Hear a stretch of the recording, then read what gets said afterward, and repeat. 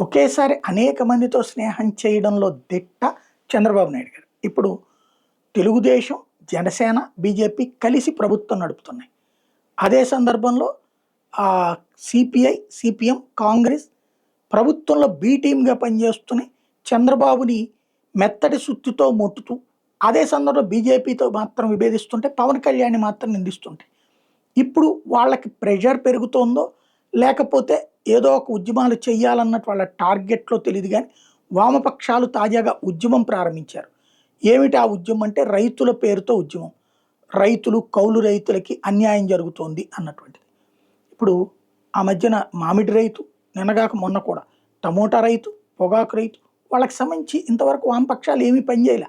జగన్ వెళ్ళాడు, ఉద్యమాలు చేశాడు.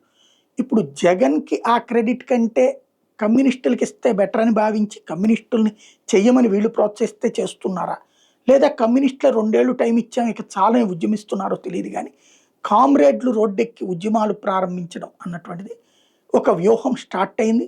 ఇది బాబు చేయిస్తున్నారా? బాబు మీద బాబు నుంచి ఏదన్నా ఆశించి వామపక్షాలు స్టార్ట్ చేస్తున్నాయో తెలీదు.